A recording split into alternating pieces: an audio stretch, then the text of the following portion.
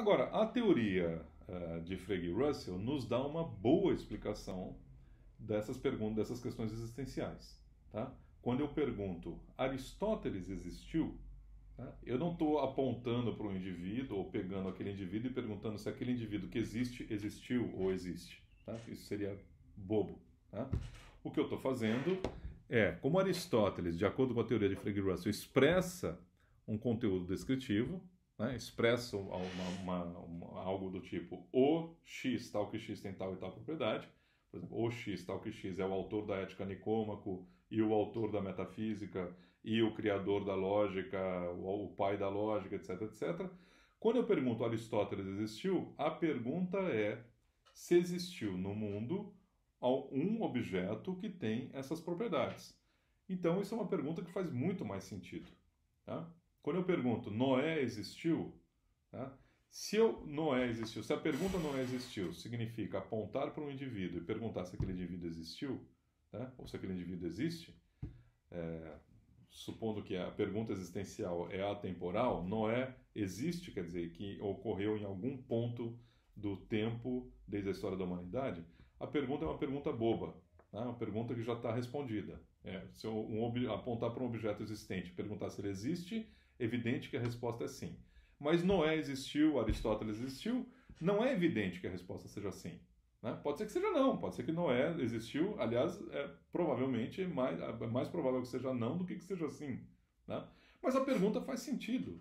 Tá? As pessoas investem dinheiro em investigações arqueológicas para descobrir se Noé existiu, se Moisés existiu. Tá?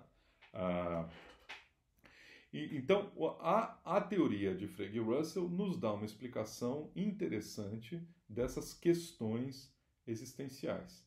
Tá? Uma questão existencial como Aristóteles existiu, ela é, no fundo, uma pergunta sobre se existiu ou se existe no universo, no mundo, tá?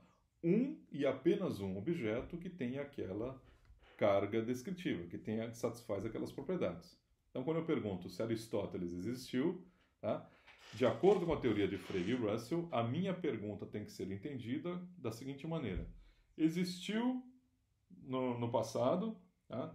Um e apenas um indivíduo que teve a propriedade de ser autor da Ética Nicômaco, de ser o autor da metafísica e assim por diante? Interrogação. Essa pergunta é muito plausível.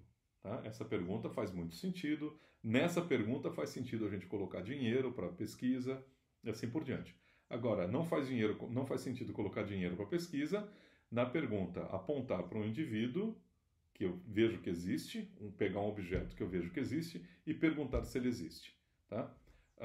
Eu não colocaria tanto dinheiro nessa segunda questão. Na primeira questão, sim. Né? A primeira questão parece fazer muito mais sentido. Ou seja, brincadeiras à parte, a teoria de Frege e Russell parece dar uma explicação muito mais natural, muito mais plausível de questões existenciais. Né?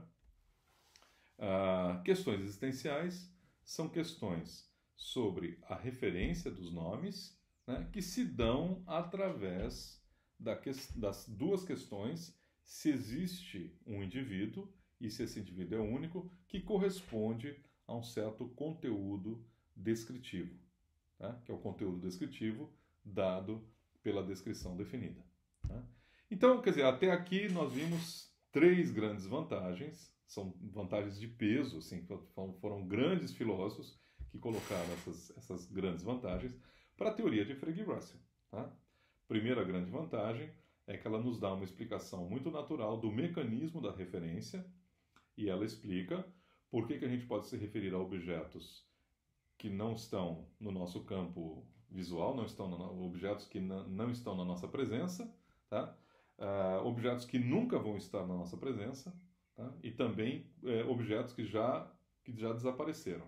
Tá? Tem objetos que já desapareceram muito antes de eu nascer, tem objetos com os quais eu tive contato, mas que não existem mais. Tá? Tem parentes meus que já faleceram, eu continuo me referindo a eles, e a referência é explicável porque o nome significa uma certa descrição e essa descrição captura um indivíduo. Se você não está contente com isso, se você está desconfiado, você pode incluir, por exemplo, como é que eu posso falar de uma descrição capturando um indivíduo que está no passado, que já morreu no passado. É que você tem que adotar uma visão um pouco elástica, um pouco liberal, da descrição definida. A descrição definida pode conter cláusulas temporais também. Tá? Então, se eu digo uma descrição de Aristóteles, por exemplo, tá? Eu não tenho que procurar apenas no mundo agora, nos indivíduos que estão agora andando sobre a Terra, se tem alguém aí que escreveu a Ética Nicômaco e se tem alguém aí que escreveu a Metafísica. Né? Porque não tem. Tem maluco que acha que escreveu a Ética. Né? Isso ocorre. Né? Às vezes o professor fica louco, ele acha que escreveu a Ética Nicômaco. No passado, aqui na Unicamp, tinha um professor que achava que ele tinha escrito o Capital e andava por aí dizendo que ele escreveu o Capital, de Marx. Tá? Então isso acontece de vez em quando. Tá? Mas é falso que ele tivesse escrito o Capital.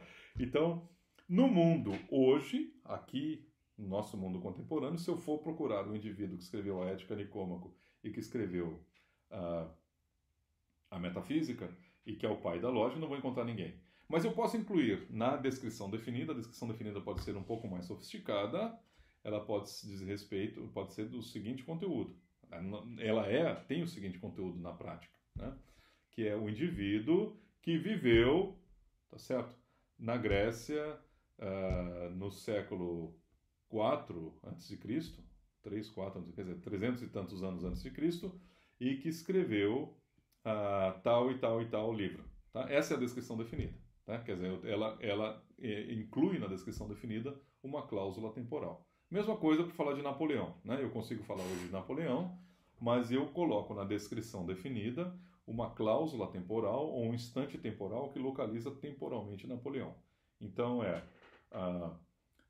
comandante, general francês que comandou as tropas na guerra no início do século XIX. Tá? Então eu estou localizando no século XIX. Então quando eu for ao mundo procurar Napoleão, procurar a referência de Napoleão, ou procurar saber se Napoleão tem referência, eu não vou olhar para o meu mundo no século XXI.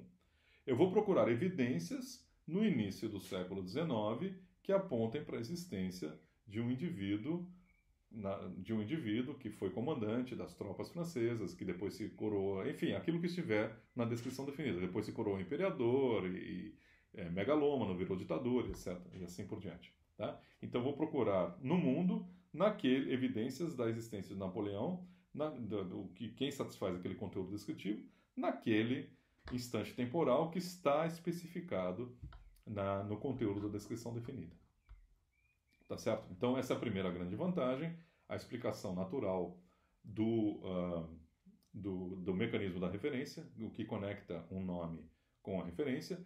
A segunda grande vantagem é uma explicação do significado cognitivo, portanto, do significado, por que nós criamos enunciados de identidade, por que eles nos informam alguma coisa, tá certo? Por que é informativo dizer que Cassius Clay foi Muhammad Ali, ou Cassius Clay é Muhammad Ali? Por que é informativo falar de Hésperos é Fósforos? Por que é informativo dizer que Aristóteles é o professor de Alexandre o Grande? Né? São todas identidades, são todos enunciados de identidade. Tá? Por que é informativo dizer que, suponha que eu seja um guru vidente e eu faço uma identidade sobre o futuro? Tá? Então eu digo que o ganhador da eleição presidencial nos Estados Unidos de 2020 é Joe Biden. Né? Daqui a um mês, esse exemplo vai perder a validade. Então, espero que até vocês assistam esse vídeo dentro desse mês. Tá? Porque durante um mês ainda funciona como uma identidade sobre um indivíduo futuro. Tá? O ganhador das eleições nos Estados Unidos de 3 de novembro, se eu não me engano, é Joe Biden. Tá? Isso tem um conteúdo informativo. Tá? Supondo que eu sou vidente, supondo que isso seja verdade, isso tem um conteúdo informativo para você. Tá certo? E é um enunciado sobre o futuro. Pelo menos vai ser durante um mês. Tá? Ou então eu digo, o colapso do sistema solar vai acontecer exatamente há 4 bilhões de anos a partir de agora. Exatamente há 4 bilhões de anos. Então, o colapso do sistema solar, um instante do colapso do sistema solar, é idêntico a 4 bilhões a partir de agora. Isso é um enunciado de identidade altamente informativo. Né? Ajuda você a se preparar para o colapso do sistema solar. Tá certo? Ah, mas são vários enunciados de identidade, todos eles são informativos e têm utilidades diferentes, mas todos são informativos. Como explicar a informatividade desses enunciados de identidade, né? A teoria de Frege e Russell nos dá um mecanismo de explicação. Tá? É que cada um desses nomes, cada um dos nomes que estão em cada lado do enunciado de identidade, expressa uma descrição diferente. Né? Frege não diria exatamente dessa maneira, como é que ele diria? Cada um dos nomes expressa um sentido, tá? Que esse sentido é o sentido de alguma descrição definida. Russell diria escrachadamente, cada um desses nomes é uma descrição definida. Mas, de qualquer maneira, a teoria de Frege e Russell nos dá uma explicação do conteúdo informativo ou do propósito de dizer, enunciar uma identidade em termos do conteúdo descritivo de cada um dos lados da identidade, que é uma explicação bacana também. Tá? A explicação alternativa, qual é a explicação que Mill poderia dar, por exemplo? Se Hésperos só se refere a Vênus, não tem nenhum sentido ali, nenhuma descrição, e Fósforos só se refere a Vênus, não tem nenhum sentido, nenhuma descrição. Então, o conteúdo de Hésperos é Fósforos, qual é? Para Mill, é que Vênus é autoidêntico. Isso é muito menos informativo, né? Só é informativo para filósofos, para quem está estudando metafísica. Mas é muito menos informativo do que o corpo celeste visível nas primeiras horas da manhã é o corpo celeste visível nas últimas horas da tarde. Né? É muito menos informativo. Então, Mill vai ter problemas aí. Frege e Russell estão ganhando de 2-0 até aqui. Tá? A terceira grande vantagem, então, é essa explicação natural de enunciados existenciais. Onde por enunciado existencial, eu e assim como o Cripe estão entendendo coisas do tipo. Aristóteles existiu? Né? Noé existiu? Moisés existiu? Existiu o Big Bang? Né? Aparentemente, a teoria de Mill só teria essa explicação para dar. Você se refere a um objeto, e você se pergunta se o objeto referido existe. Mas para se referir ao objeto, ele tem que existir. Então a resposta é muito pouco interessante. Tá? A resposta de Frege e Russell parece ser muito mais interessante. Nós nos perguntamos se existe no mundo um objeto correspondendo ao conteúdo descritivo de Aristóteles, ao conteúdo descritivo de Noé, ao conteúdo descritivo de Moisés, ao conteúdo descritivo de Big Bang. Tá? Isto é, se existe um objeto que satisfaz aquela descrição e se esse objeto é único. Bom, então está explicado. Está explicado por que as pessoas vão pesquisar se existiu Noé. Vão pesquisar se existiu Moisés. Vão pesquisar se existiu um personagem chamado Jesus Cristo. Tá? Vão pesquisar se existiu de fato o Big Bang. Está explicado, uma explicação natural.